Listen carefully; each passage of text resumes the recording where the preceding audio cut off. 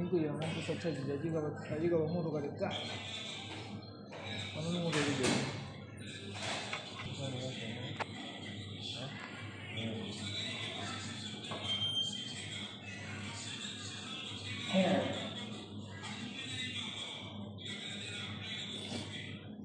Live KUYANKHULA network. Sababu kalima mazuri Kati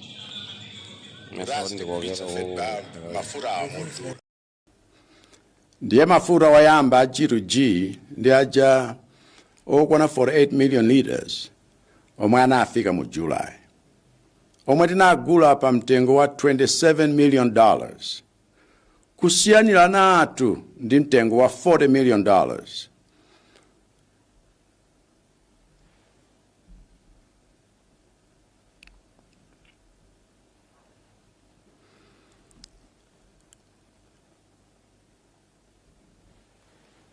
Mwina ndibwerezenso pamenepo.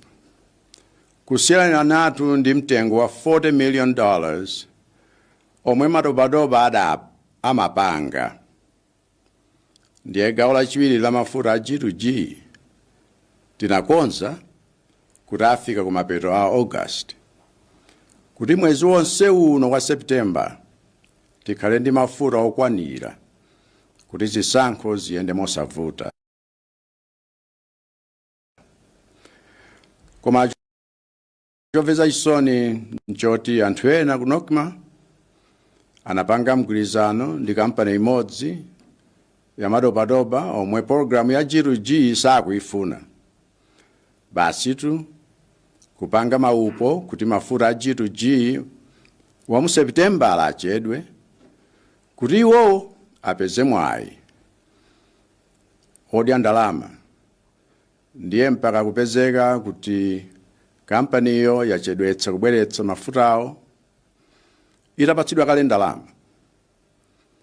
Komabe ndikufuna ndikutsimikizireni kuti mafuta a G2G akubwera. Ndipo pamene tikudikirira mafuta amenewa tapempha kale makampani ena otifunira zabwino kuti atipatse mafuta ogwirizira kuti tiyike ma filling station pofuna kuti mizere yomwe yamanga ma filling station ite. Inunso mupeze mafuta.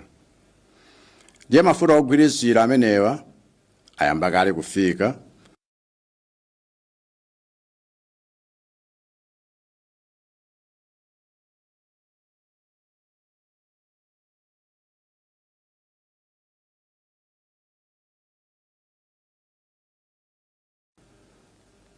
Korero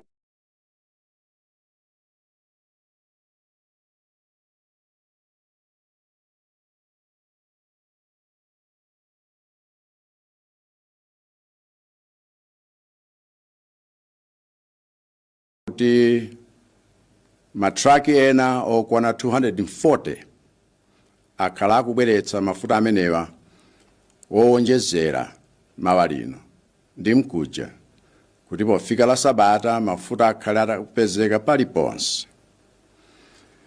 Ndiye kwanga nikupempha kwa inu kuti munikhululukire kuti izi ni nkhondo zomwe ndili kumenyerani niwadziwa. Ndipo akudziwa kale kuti potha zisankho Sabata mawali ntchito zawo zikhala zitatha. Chifukwa chomwe apangachi nchipongwe kwa inu nonse komanso kwa ine ngati president. Ambuye akudalitseni nonse. Zikomo. Dr. Lazarus CHAKWERA